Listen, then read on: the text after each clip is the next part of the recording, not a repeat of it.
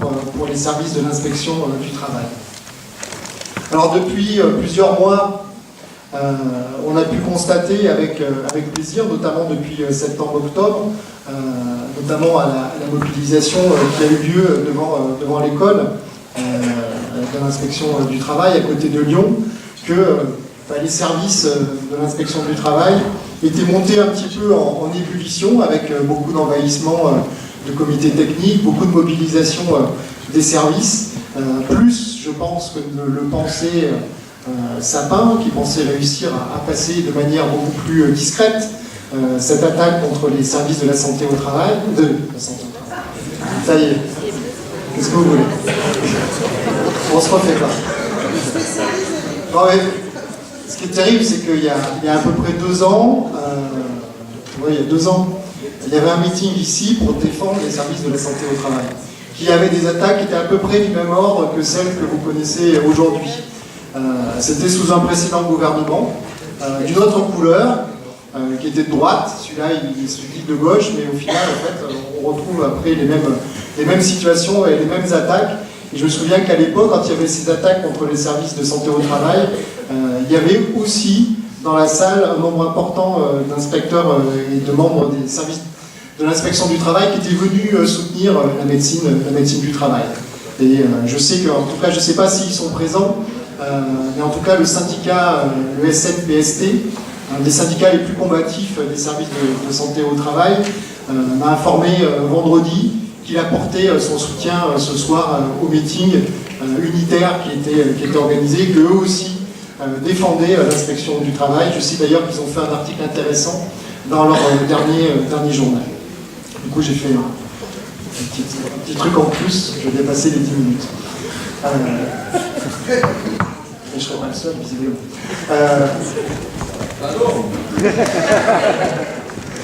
Donc, pour Solidaire, il est évident que ce projet de destruction de l'inspection du travail, des services de l'inspection du travail, fait peser de graves dangers, à la fois sur son indépendance et sur son caractère généraliste.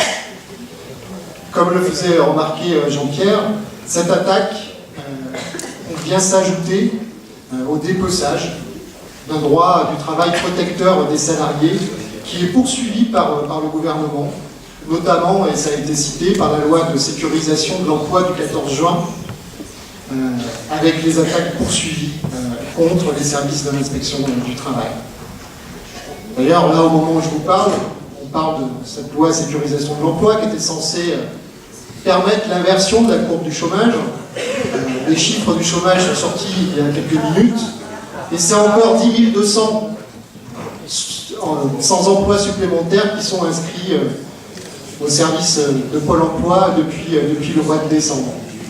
On voit bien que cette logique, et cette logique qu'on va retrouver à nouveau dans le pacte dit de responsabilité, la responsabilité de qui, on se le demande, cette logique-là va continuer à aggraver à la fois la situation des salariés et la situation de celles et ceux qui sont chargés de la défendre, qu'il s'agisse des services de santé au travail, qu'il s'agisse des services de l'inspection du travail, et qu'il s'agisse tout bonnement aussi des organisations syndicales, en tout cas celles qui restent combatives.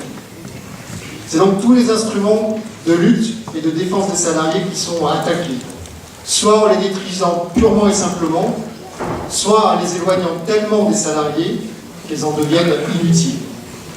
On retrouve d'ailleurs le type d'attaque que vous subissez dans tous les services de l'État, et notamment tous ceux qui peuvent s'attaquer à la toute-puissance du capitalisme financier. Je pense notamment aux services de l'économie et des finances, qui sont eux aussi attaqués et qui seraient là pour essayer de tenter de réguler un peu ce qui ne l'est plus du tout. En gros, au jour d'aujourd'hui, le MEDEF en a rêvé et le PS le fait. Parce que le plan Sapin, c'est quoi? C'est la disparition des sections d'inspection du travail actuelles. Aujourd'hui, il y a une cartographie géographique des services d'inspection du travail qui permet à n'importe quel salarié de savoir où et quand il peut aller voir son service d'inspection du travail. Avec la nouvelle organisation qui va être mise en place, ou désorganisation plutôt, c'est un échelon de proximité pour les salariés qui va disparaître. Et c'est aussi un lien de proximité entre ces services de l'inspection du travail et les salariés qui va disparaître. Le plan Sapin, c'est aussi plus de contrôle hiérarchique et plus, surtout, de pilotage en fonction des opportunités politiques.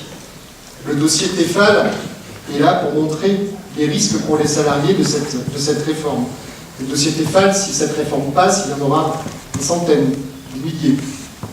L'action de contrôle sera donc désormais effectuée en fonction des priorités politiques du ministère et les plus récalcitrants y seront mis au pas. Pour nous, organisation syndicale interprofessionnelle, c'est qu'un des enjeux principaux pour lutter contre cette réforme.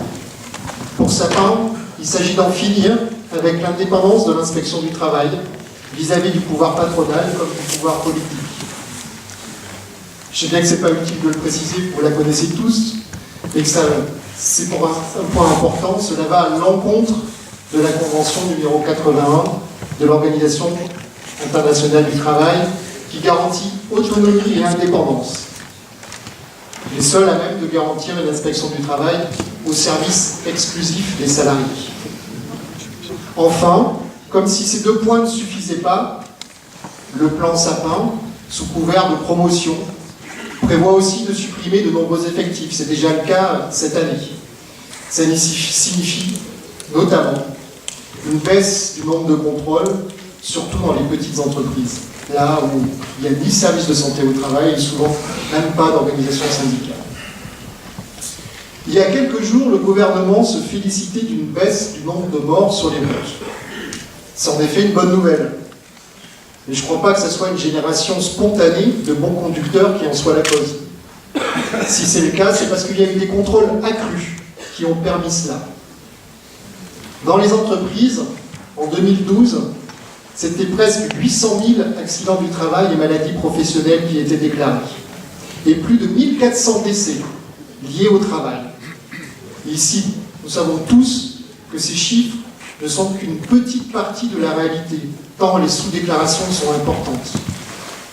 Monsieur Sapin, cette exploitation des corps jusque-là épuisement mérite de construire une inspection du travail avec de vrais moyens humains et juridiques. Cela devrait être l'une des priorités de tout gouvernement se disant de gauche.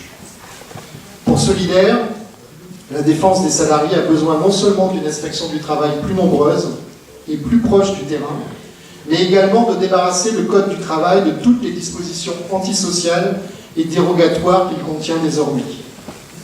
Pour Solidaire, et ça sera ma conclusion, il faut moins de droits pour le capital et plus de droits du travail. Merci.